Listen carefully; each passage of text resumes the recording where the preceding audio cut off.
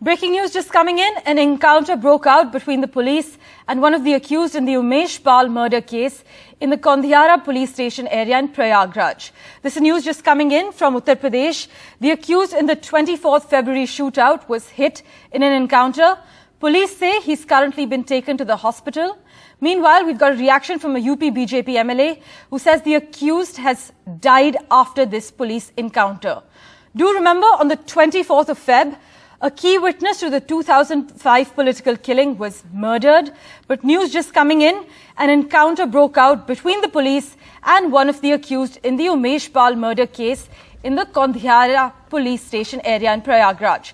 For clarity on the matter, let's go across to my colleague Alok Pandey, joining us live at the moment. Alok, what details can you share with us currently? Well, I can share 2 or 3 details as of now. Number one, if you remember, about 10 days ago, on the 24th of February, there was this sensational shootout in Prayagraj where the key witness to a 2005 political killing was gunned down in broad daylight. It was quite sensational. 4 or 5 shooters shooting with impunity, and the man dying, his 2 gunners have died. So there were 3 murders on that day. 3 people were killed in that shootout. Now today, I think it happened on the 24th, and today is the 6th. So about 12 days on, the first of the 5 or 6 suspected shooters have been killed, or at least are in hospital as per the police, and as per the UP BJP MLA Parmeshwar, that person has been killed. Now, the police have been under a lot of pressure to act in this case, and so has the government. So in the last 10 or 12 days, what we have seen is this high optics bulldozer action, and I'm sure you'd remember that, and our viewers would also, where, the homes of those suspected to have conspired in this shootout have actually been razed by the government. One person was killed earlier in an encounter too, but he was somebody who was allegedly driving one of the SUVs that was used in the shootout by these criminals. In terms of the actual shooters, the 5 or 6 men who so brazenly went out and, shot this man and his 2 police bodyguards without even bothering to wear a mask and doing it in the middle of this busy road, this is the first action. So this man who has been killed, or at least who is in hospital according to the police, I'm giving out both versions because the police so far says he's in hospital, right. But a UP BJP MLA very close to the UP Chief Minister says that he is dead. Now he's apparently the person who fired the first shot, Parmeshwar. So if you look at that CCTV footage, you will see this first person who is, starting to fire, etc. So that person has been killed. One waits for more clarity and more details from the police about how this encounter took place, where they found this person, since they have been looking for all of these people for over 10 days now. And I think one awaits more clarity. But yes, this is the first of the 5 or 6 suspected shooters, the actual shooters against whom action has taken place now. Alok, as always, thank you so much for putting forth both sides of the story so far. As Alok mentioned, the police say that he's in hospital, but the UP BJP MLA has claimed that the accused is now dead. We will keep tracking the story for you as and when the police shares further details in Prayagraj. With that, let's switch tracks now to the national capital. Manish Sisodia, Delhi's Deputy Chief Minister, will be produced in court this afternoon at 2 p.m. Following his arrest, Manish Sisodia had been sent to the CBI custody for 5 days. He was then produced in court on Saturday when a special judge, M.K. Nagpal, granted the central agency his custody for 2 more days. The UP number 2 has applied for bail and his request will now be taken up on Friday. This is what the court has said. Mr. Sisodia, though, faces allegations of corruption in the liquor policy that was scrapped after the Delhi Lieutenant Governor V.K. Saxena recommended a CBI probe. For the latest, let's go across to my colleague Vedant, who joins us live currently. Vedant, Mr. Sisodia's custody hearing is at 2 p.m., but the bail plea will be heard on Friday? That's right, Parmeshwar. So these are 2 separate things that will be heard by the court. In fact, today the custody, the CBI custody for Mr. Manish Sisodia ends, and he will be produced before court at 2 p.m. Today, as you rightly mentioned, at the CBI court, the Rouse Avenue court here in the national capital. So he has been questioned for the past 7 days in 2 different rounds. So initially, of course, the CBI had 5 days of Mr. Manish Sisodia's custody, and after that, the CBI had sought 3 3 more days of his custody, but the Delhi court actually granted 2 days of custody for Mr. Manish Sisodia to the CBI. The CBI had mentioned several important things in that court hearing on Saturday, when the CBI said that several important aspects of the investigation are still pending. So what the CBI had said is that Manish Sisodia has to be confronted with important documents and key witnesses. So now what we're being told is that Manish Sisodia was questioned by the CBI in the presence of the then Secretary in the Excise Department, Mr. Arvind, and also the then Excise Commissioner Arva Gopikrishnan. So this was an important part of the investigation as per the CBI, and in the past 2 days this is what has been concluded. Now remember, the CBI had mentioned in the court that Mr. Manish Sisodia is not cooperating as far as the investigation is concerned, but Mr. Manish Sisodia had responded saying that the CBI is confronting him with repetitive questions, and this amounts to mental harassment and third degree treatment. This is what Mr. Manish Sisodia had said. Following this, the court had directed CBI not to repeat questions and had granted 2 days of custody. Now what happens today essentially? So remember, if the CBI does not seek further custody for Mr. Manish Sisodia, he will be going to Tihar jail, because remember, his bail plea is yet to be heard. His bail plea will be heard on Friday, as you rightly mentioned, and the CBI also had sought 15 days time last time to reply as far as Mr. Manish Sisodia's bail plea is concerned. So these are two separate instances that will be heard by the court. So today, if the CBI does not seek further custody for Mr. Manish Sisodia, he will be going to the Tihar jail. Now, what we're being told by sources is also that the CBI is not likely to seek further custody, and in that case, he will be going to Tihar jail, which is where Mr. Satinder jail has also been lodged for the past 6 months. Remember, last time when the court heard this matter, Mr. Manish Sisodia himself addressed the court, saying that his wife is in a vegetative state and he just needs to come out for Holi, and then he can, that's his personal liberty. However, the court said that you should have challenged the remand as well, because remember, Mr. Manish Sisodia had challenged his arrest in the Supreme Court, but the CBI said that if you were against the remand, then that should also have been challenged in court. So far, he has been questioned for the past 7 days regarding kickbacks, alleged kickbacks by the South Group, and also he has been confronted by key witnesses and key documents by the CBI. Vedant, thank you so much for joining us with this update. We will, of course, keep reverting to you for regular updates through the day. And amid the political war over the arrest of Aam Aadmi Party leader Manish Sisodia, 8 opposition parties have written to the Prime Minister alleging misuse of central investigation agencies to go after them.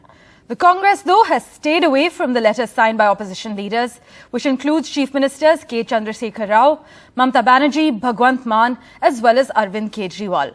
Now, others who've signed the letter are National Conference's Farooq Abdullah, NCP's Chief Sharad Pawar, Sena's Uddhav Thackeray, Samajwadi Party Chief Akhilesh Yadav, as well as Bihar Deputy Chief Minister and RJD leader Tejashvi Yadav. Now, they say the central agencies are being blatantly used against the members of the opposition, and it appears to suggest that the country has transitioned from being a democracy to an autocracy. देखिए, इस वक्त देश प्रधानमंत्री जी की जो कार्यशैली है वो ये हो गई है कि देश के अंदर किसी भी राज्य में अगर विपक्ष की बीजेपी के अलावा किसी सरकार होगी तो उस सरकार को काम नहीं करने देंगे। ये बहुत ज़्यादा खतरनाक है। प्रधानमंत्री किसी भी देश के एक फादर फिगर की तरह होते हैं।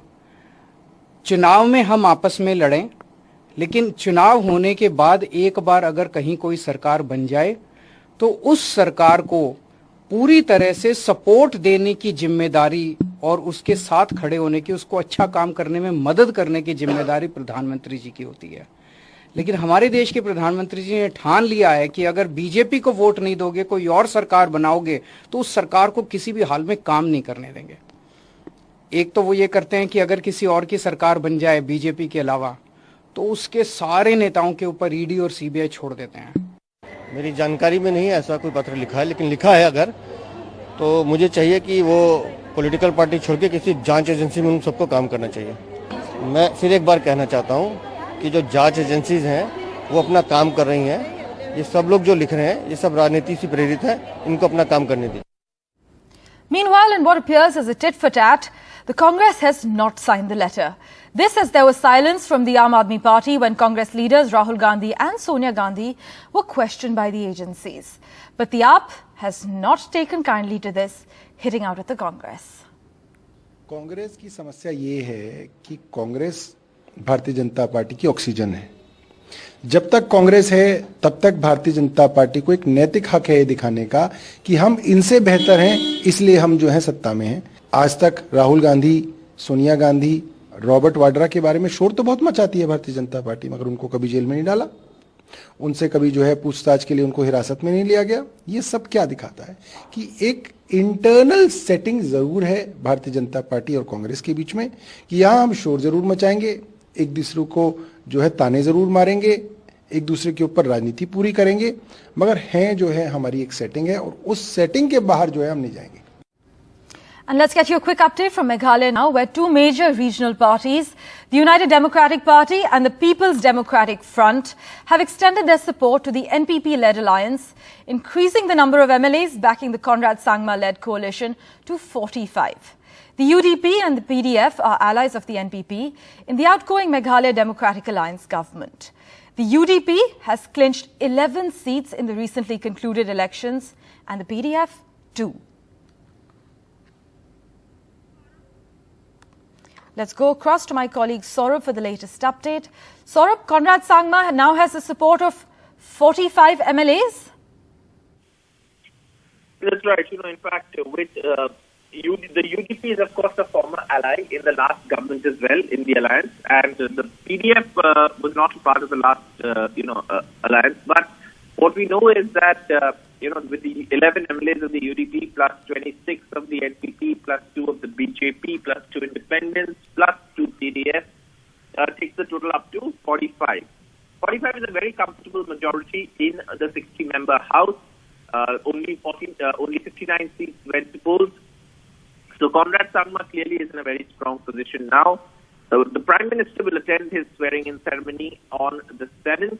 And this, of course, is the swearing-in in the Northeast. And remember, this is going to be important for Conrad Sangma, because earlier there was a glitch with the HSPDP, which is another smaller party, offering him support, but that party leadership saying no, they haven't done any such thing. Now, of course, the HSPDP's stance doesn't matter, so those MLAs have already pledged their support to the government. So, in a sense, Conrad Sangma has a very, very comfortable majority, but this also becomes now almost like a rainbow coalition with, several parties. And in the opposition now, what remains is the Congress, the Trinamool Congress, and others who will not join the government, smaller parties. So yes, a comfortable position for Conrad Sangma ahead of the swearing-in, and comfortable majority with 45. Nearly two-thirds majority, actually, and that is, of course, something that is very, very, important to note, in the sense that Conrad Sangma, NPP, did fall short of a majority, but they managed with, their alliance partners. The first alliance partner was, of course, the BJP, when, there was a telephone conversation between Union Home Minister Amit Shah and the Meghalaya Chief Minister Conrad Sangma. Then, of course, you had two independent MLAs, and then also the two HSPDP MLAs, taking the total up to way past the majority mark. And now you have the UDP and the PDF also joining. That is 13 more MLAs, which means that this gives Conrad Sangma a very, very comfortable majority in the Meghalaya Assembly. Right, Saurabh, thank you so much for joining us with that update. A comfortable position indeed for Conrad Sangma ahead of the swearing-in ceremony. And guess who had a busy Sunday? Well, the BJP held a crucial meeting regarding government formation in the three northeastern states, where the party hopes to form government in the coming days. The big question was Tripura, where call needs to be taken on the chief minister's post. Now, sources indicated that Manik Saha is the front-runner, though a section in the state party is rooting for Union Minister Pratima Bhowmik to be the first woman chief minister of Tripura. The meeting at the home of the party's chief strategist, Amit Shah, was attended by the party chief, JP Nadda, Assam Chief Minister Himanta Biswa Sarma, and Nagaland Chief Minister Nephew Rio. Nephew Rio, whose party won 25 seats, remains the chief minister. In Meghalaya too, the senior partner, National People's Party, headed by Conrad Sangma, will be in the driving seat. The other crucial question for the meet was the number of berths to be allotted to the BJP in Meghalaya as well as Nagaland. Now, sources indicated that in Meghalaya, one of the two BJP MLAs will get a ministerial berth. The number in Nagaland, though, is yet to be decided. Attacking the NDA government at the centre, Congress leader Rahul Gandhi said that External Affairs Minister Dr. S. Jaishankar does not understand the China threat, adding that Prime Minister Modi's statement that nobody has entered Indian territory is an invitation to the Chinese that they can do it again. In a conversation with members of the Indian Journalists Association in London, the Wayanad MP also said that he supports Indian foreign policy and doesn't have a huge disagreement with it with regard to India's position on the Russia-Ukraine war. I've had one conversation with the foreign minister. In my view, he doesn't. Military threat. How do you deal with that? You deal with the military threat militarily. I mean, how else do you deal with it? Poonam. But you have to understand the nature of the threat, right? And you have to respond to the nature of the threat. My concern, and frankly, I've had conversations. I've had one conversation with the foreign minister. In my view, he doesn't understand the threat, right? It was a conversation I had in a committee meeting. I can't comment on it, but he just doesn't understand it. And he can keep saying what he wants. But in my view, the government is not understanding the actual threat from China. The Congress leader also hit out at the BJP leader and Law Minister Kiren Rijiju over making comments on India on foreign soil. Rahul Gandhi says the Prime Minister himself has made insulting comments. There's also this constant talk about, Rahul Gandhi going to foreign soil and defaming India. That seems to be a very constant narrative, and when you, especially when you visit countries, and this one has been no same. I mean, your Cambridge lecture has been cited as an example of... There's nothing defaming India in my Cambridge lecture. Last I recall, the Prime Minister going abroad and announcing that there's been nothing done in 60 years of independence, 70 years of independence. I remember him saying that, there's a lost decade of 10 years, there's unlimited corruption in India. I remember him saying them abroad. These were not things he said in India, these were things he said abroad, right? So, I have never defamed my country. I'm not interested in it. I will never do it. Of course, the BJP like to twist what I say. That's fine, and the media likes to sort of play it up. I mean, it gives you TRPs and all. But the fact of the matter is, the person who defames India when he goes abroad is the Prime Minister of India. Okay, that's a... You haven't heard his speech where he said yes. Where he said nothing happened in 70 years, right? Insulting every single Indian, insulting every single Indian's parents, grandparents. Well, that's what I said. Independence didn't happen, and the independence is washed away. Yeah. Right. So if that's not an insult, what's an insult, right? Or saying that there was a lost decade, nothing happened in India for the last 10 years. So what about all these people who worked in India, who built India in those 10 years? Is he not insulting them? He's doing it in foreign soil. No campaign whatsoever with all alternate motives can succeed in defaming India and its democratic setup. We Indians are inherently democratic. That is why we proudly claim that we are the mother of the democracy in the world. United States may say that they are the oldest democracy, but India is truly the mother of democracy. In other news, several parts of India have been reporting a high number of influenza cases within the last 2 months, with prolonged illness and a lingering cough. After battling 2 years of the COVID pandemic, the rise in flu cases has created a scare among the general public. Here's our report. Hospitals across India are seeing an uptick in patients with cough, cold and fever. But it is not viral or even COVID. It is a flu PN2 influenza flu. The symptoms include cough, nausea, fever. While the fever goes away in 3 to 4 days, the cough persists for nearly 3 weeks.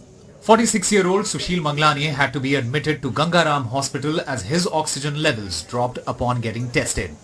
He found out it was the H3N2 influenza flu.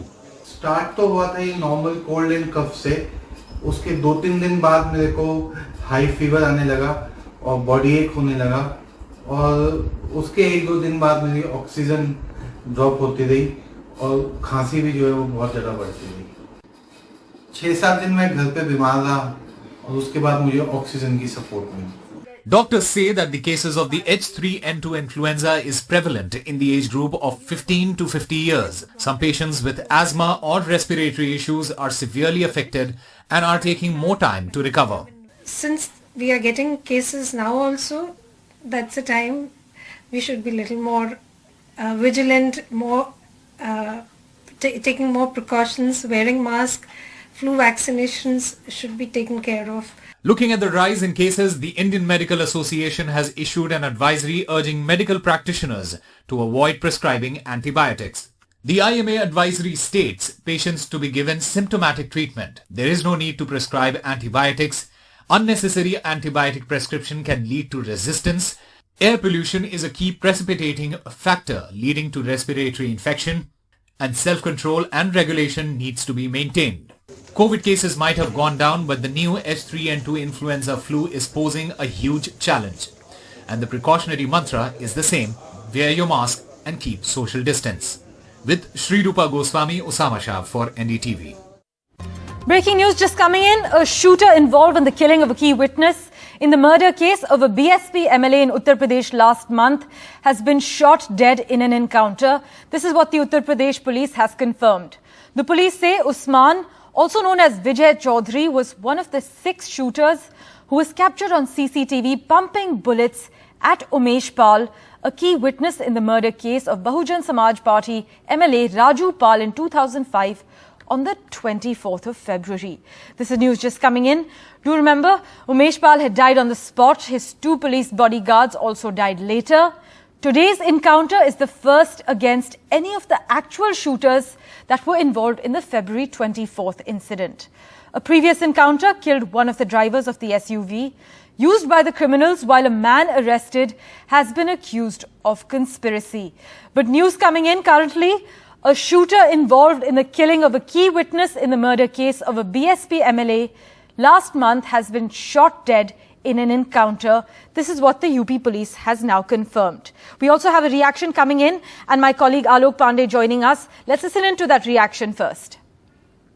ये Usman patient था और ये broad dead आया हुआ है हमारे hospital में और इसको हमने ईसीजी करवा के और जो भी एग्जामिनेशन होते हैं करवा के और अभी इसको डिक्लेयर किया गया है और इसको मर्चरी भेज दिया गया है। बॉडी को इंजरी किस तरीके थी, क्या गोली लगी हुई क्या है? हाँ, गोली लगी हुई है और चूंकि और इसका ज्यादा कुछ किया नहीं जा सकता है, इसमें ब्रॉड डेड था। जो भी हमने फर्स्ट एड में देखा कि फर्स्ट टाइम तो पेशेंट ब्रॉड डेड था। My colleague Alok Pandey is tracking all the latest details for you. Alok, what can you share with us currently? So 2 or 3 things that I can share. Number one, of course, the fact that the doctor has confirmed that one of this man, Usman, has actually died. That is the first confirmation that we now have. Of course, earlier one of a key advisor, an ex-advisor to the UP CM Adityanath, and somebody who's a BJP MLA, he had also tweeted with pictures of this man and a hospital video, basically saying that this man has been shot dead in that encounter, and not only shot. It's something that the police wasn't confirming, but the doctor at that hospital in Prayagraj has now said that the man was shot dead. For some perspective, let me take you back to that February 24th incident and then move ahead from there. So on the 24th of February, there was this sensational brazen shootout in Prayagraj where Umesh Pal, who was a key witness in the 2005 political killing of a BSP MLA, was actually shot dead. Now, it was not, I mean, I don't want to say a random shooting, but it was not just any shooting. This was a shooting where you had this man emerge out of his SUV, go towards his home, And there were 5 or 6 shooters without even wearing masks, not even trying to hide their identities, who whipped out their pistols, automatic weapons, and started firing at him, at this man, and his police bodyguard. One person was filmed casually hurling country bombs here and there at people, at cars, at shops. I mean, it was chaos. It was total chaos. So that man had died, the witness, and his 2 police bodyguards also died. Since then, there has been a lot of pressure on the UP government by the opposition and the UP police to act in the case. Now, one part of that action has been this high optics bulldozer action, where you've had these bulldozers go out in Prayagraj and actually demolish homes of those accused in the conspiracy of this shootout. Many have questioned the propriety of it. In the past, one person was shot dead by the police, but they said that this was a man who was driving one of the SUVs used in the crime. They, of course, later said that arms were found on him, etc., but you can't see that man who was killed earlier shooting on that day, on February 24th. This man who has been killed today in that encounter is somebody who you can see on that CCTV. The police, or at least politicians, have now identified him to say that this is one of the men who fired one of the first shots. And he was the one, this man who died today, is apparently the one who shot the police bodyguard, who also died. So this encounter took place late in the night. The police are saying the usual mostly, that the fact that they were carrying out a checking exercise and they chanced upon this, there was an encounter, he tried to flee, they had to shoot, he shot at people, etc., etc. But yes, of the 5 or 6 actual shooters who you can see on that CCTV carrying out that brazen murder on the 24th of February, 10 to 12 days on, this is the first action, so to say. Because this man, you can see him on CCTV carrying out that shooting, you can see him, he's not even masked, etc. And today the police are saying that there was an encounter with this person, this accused, and he has been shot dead. Further details on the case are awaited. We await a formal press conference maybe from the police to give us more details about what has happened, how this encounter came to happen. Alok, thank you so much for breaking down the details for us. As Alok mentioned, today's encounter is the first action against any of the actual shooters involved in the February 24th incident.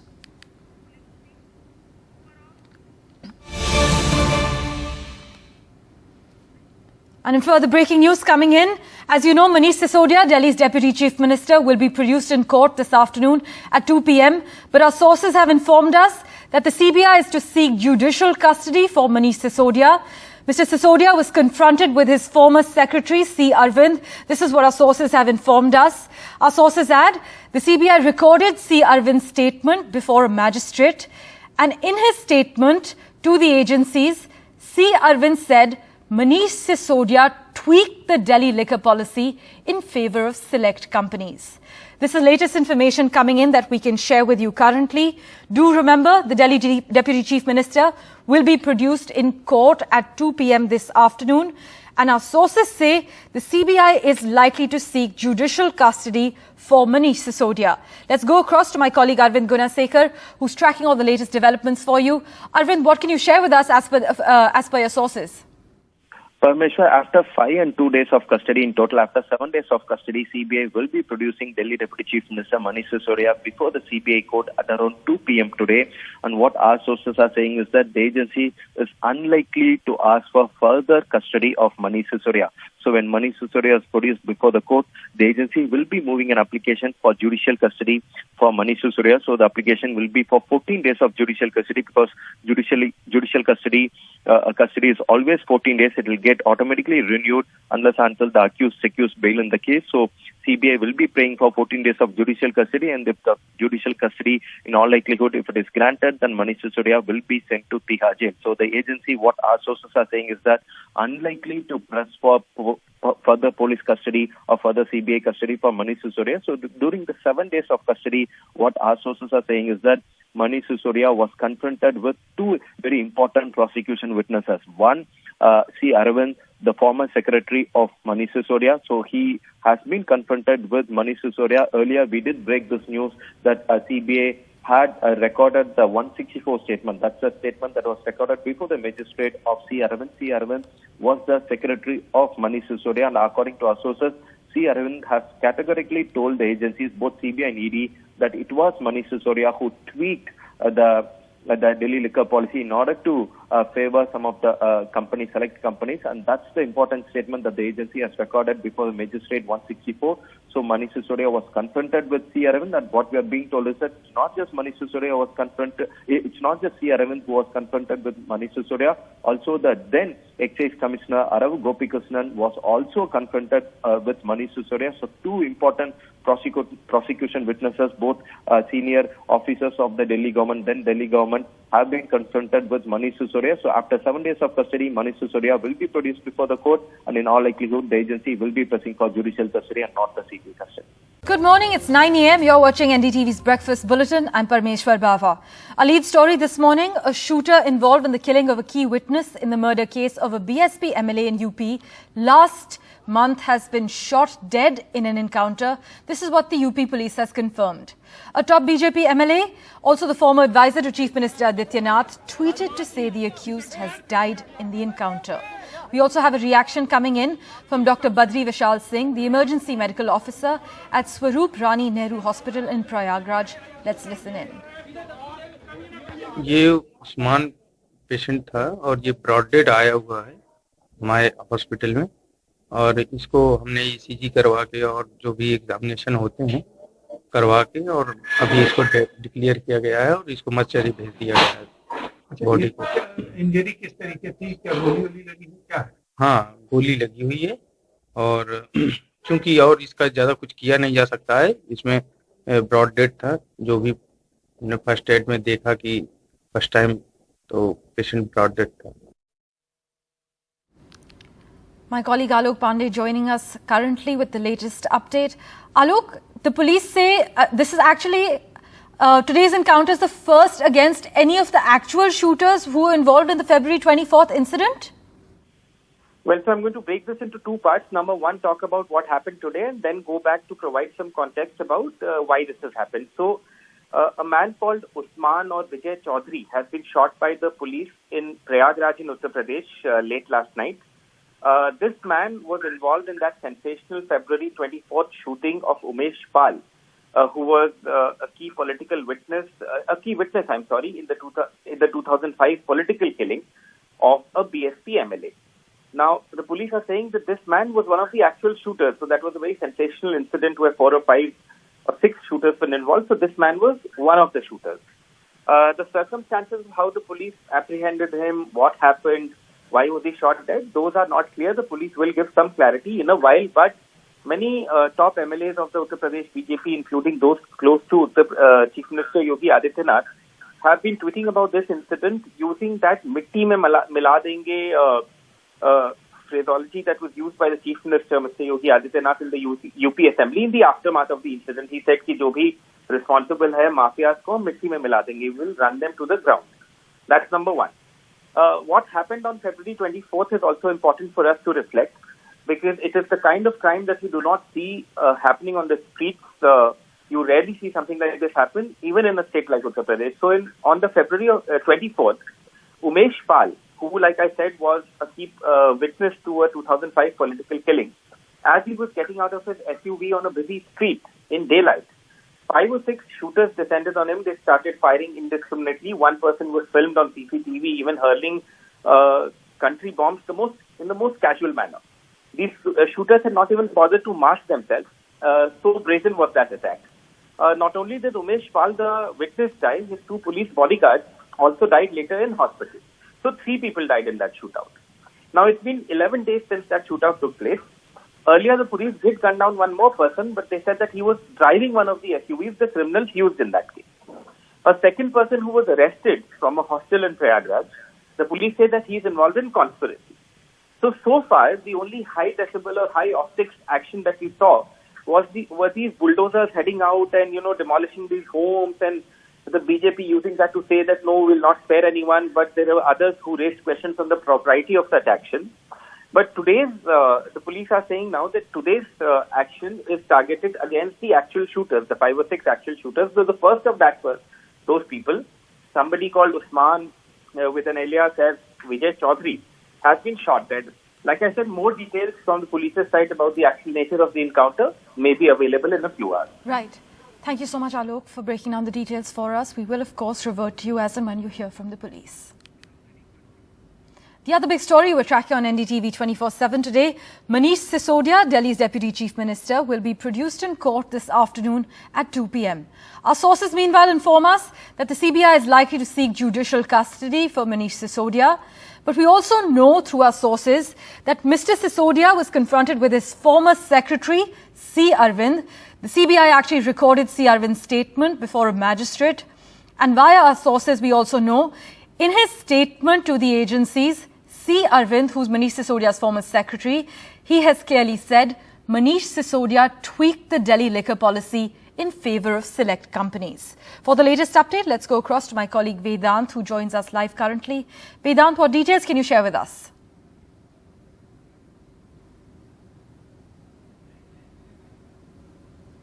Forces has already begun here outside the CBI headquarters in the national capital. As you rightly pointed out, Mr. Manish Sisodia is expected to be produced before the Rouse Avenue court today at around 2 p.m. So preparations have been made because remember we are also being told the Aam Aadmi Party is planning protests as they have been protesting in the past couple of days every time Mr. Manish Sisodia is produced before the court. So today also, that is what is likely to happen as per script. That is why there is this deployment outside the CBI headquarters. In fact, they're heavily barricaded as well. CBI headquarters are usually barricaded, but of course paramilitary forces have now also been begun to be deployed. Now remember, as you rightly pointed out, what we're picking up from sources is that the CBI will not seek further police remand for Manish Sisodia. Manish Sisodia has been in police remand for the past 7 days and the CBI has been questioning him in custodial interrogation. But now what we are being told is that the CBI will seek judicial custody for Mr. Manish Sisodia. 14 days judicial custody is what the CBI is likely to seek as far as today's hearing is concerned. So if the court does send him to judicial custody for 14 days, he will be sent to Tihar jail, which is where Mr. Satyendra Jain, the other Delhi minister, is also lodged. Now, in the past 7 days, two different rounds of questioning have been conducted as far as Mr. Manish Sisodia's interrogation is concerned. And as you rightly pointed out, Parmeshwar, we are also being told that the CBI confronted him with statements and key witnesses in this particular case. So the two key witnesses that the CBI had also mentioned in court were the former, excise commissioner, Mr. Gopi Krishna, also the former excise secretary C. Arvind. So these were the two key eyewitnesses who were involved in the questioning as well as far as the CBI's interrogation is concerned. And you also pointed out the statement that has been recorded by the CBI as far as Mr. Arvind is concerned. Now, as far as the court's proceedings were concerned, those are also critical to understand the nature of questioning and how and the further course of action that the CBI is likely to take. So in the court on Saturday, the CBI said that Mr. Manish Sisodia is not cooperating with the investigation. Mr. Manish Sisodia, on the other hand, said that the CBI is confronting him with repetitive questions and asking the same questions all day long, and it amounts to third-degree treatment or mental harassment. That is what Mr. Manish Sisodia claimed. He addressed the court himself on Saturday. After this claim by Mr. Manish Sisodia, the court directed CBI not to ask this, same questions all day long, and it was asked to not repeat questions, in the course of the interrogation. But today, in the court, the CBI is expected not to seek further police remand for Mr. Manish Sisodia and seek 14-day judicial custody. Vedant, as always, thank you so much for joining us with that quick update.